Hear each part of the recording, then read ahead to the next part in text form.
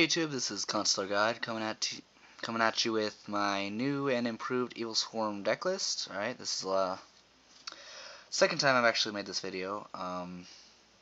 First video didn't get too many views, I guess because the deck ran slowly. Alright, I believe this deck is just way too anti-meta, I swear. Like, you probably already heard this, but you don't even know if you haven't run this deck yet. It's amazing. Alright, so I'm going to start off with 3 Evilswarm Thunderbird. Alright, this guy is the main dodger of the deck. You've probably heard that term with him too. Alright, essentially what this guy does is, in response to almost any card's activation, you can choose to banish him, and during the next standby phase, he special summons back to your side of the field with 300 more attack. So he comes out back as a 1950 Beast Sick. And he lures out cards like Bottomless. However, his effect is not applied during the damage step, so if they activate Deep Prison or Mirror Force, then Thunderbird's done. Alright? But yeah, this guy is just too useful. 3 Evilswarm Casters. Alright, this is kind of like Constellar Pollux. His effect cannot be negated by the card rolling. Alright, once you normal summon him, you can normal summon an additional Evilswarm monster that turn. Alright. I also run 2 Evilswarm Kirikion. Alright, this guy is just too good. He's the exact same for like a Constellar Sombre from... This is the mirror to Constellar Sombre, essentially, for Evilswarms. Alright, once per turn, if this card's in the graveyard, and if you sent there that turn, you can normal summon 1 Evilswarm, pretty much Evilswarm, for 1 less tribute. Alright, that's good if you're playing level 6s, but this deck is strictly level 4s because you're going to be going into Ophion a lot, so special summoning level 5s isn't going to help a lot. However, if you are doing the build, best of luck to you. I don't think it's going to turn out too well. Alright, his secondary effect is that you can banish 1 Evilswarm monster in your graveyard to add 1 to your hand. Alright, and then you get to normal summon an additional time. Alright, this is pretty good if you have like Caster in the graveyard and another Evilswarm monster in the hand. Get 3 monsters out, go into Ouroboros. Alright, also gonna do 2 Rescue Rabbits. Alright, reason why I'm doing 2 Rescue Rabbits, Evilswarm Heliotrope. Alright, some people might just question, like, why don't you just do 1? You know, you only have 3 normal monsters. Well, I have specific ideas set up for that. Alright, I'm going to show you here in a second. Let's go. Alright, 3 Mandragora. If your opponent controls more monsters than you do, then you could special summon it from your hand. Really useful. Alright, this is where the play came in that I was telling you about. Alright, I'll show you a little something here that I learned just applying this in a duel. You may already know this, you may not, you know. Alright, say that you have already used 1 rabbit. Alright, and then you already have 2 heliotropes in your graveyard, 1 heliotrope in the deck. Alright, you would normal summon Tour Guide, special summon Tour Guide from Bust from the Underworld, sorry.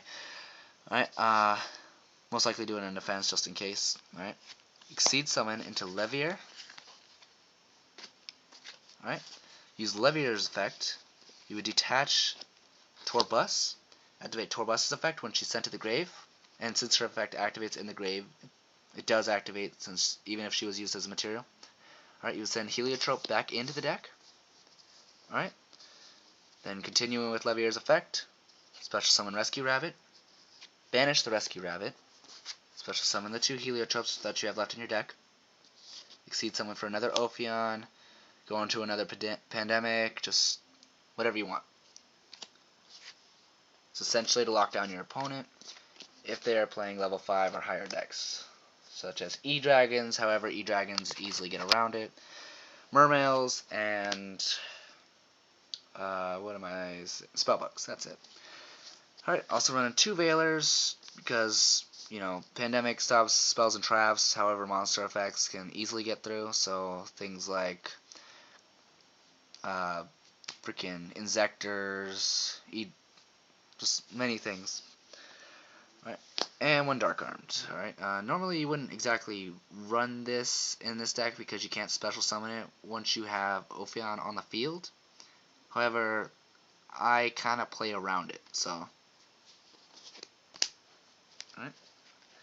Gonna obviously do 3 Infestation Pandemics. All consort monsters you currently control are unaffected by spells and traps until the end phase. Alright, and it's a quick play. 1 Dark Hole. 1 Forbidden Dress. You should actually run 2 of these. I don't have a second one. Alright. 1 Creeping Darkness. Alright, what this card does is you can banish 2 dark monsters in your graveyard and add a level 4 dark monster to your hand from your deck. Alright, yeah, so it's good for getting out any Evilswarm monster from the deck, and also good for working around with Dark Armed. Alright, so run 1 Heavy, 1 Pot of Duality, Monster Reborn, Book of Moon, 1 MST because spells and traps aren't really an issue as long as you have pandemics, 1 Alert for draw power, and 1 Pot of Avarice. Alright, gonna run 2 Bottomless. Alright, mostly just for stopping your opponent's monsters, because spells and traps can't affect your monsters, but monster effects can.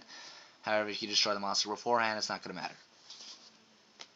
Alright, 1 Phoenix Chain, stop monster effects.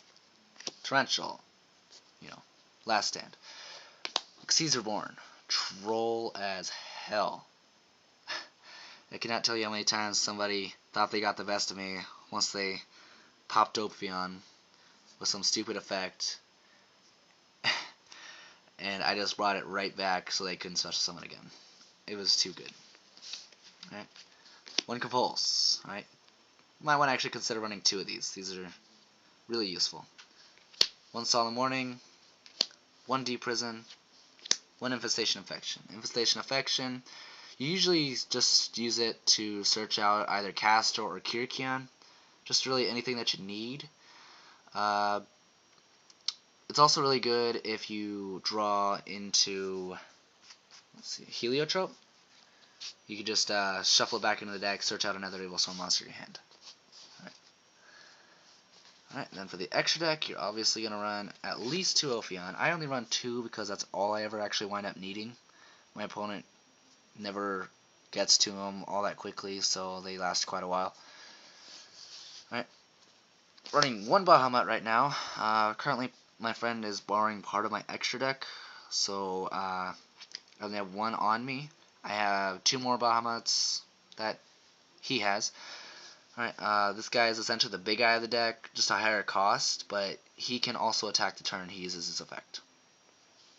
He can only target face-up monsters, and you have to discard Evilswarm monster as well as detach a material, just to take control. Alright, we'll do 1 Cowboy because he just for getting over stuff, really. Alright, 1 Digesto Emerald. This guy also works with the secondary effect because you're running Heliotrope. It also works well if you're running the Dino build. Just bring back a 1900 beat stick or 1950. Or possibly go into another Exceed Summon if you already have another monster in the field. Okay. Then we're going to do 1 Leviathan. It's just a beat stick, really. Zen mains, play defense. Leviair. I'm pretty sure I already showed you the build for this, so if you're going to run that kind of build, you should definitely at least run 2 of these. They're just too good. Alright, that was the Evilswarm deck list. Hopefully this will be the last video. I'm not sure, but, I hope you really enjoyed it.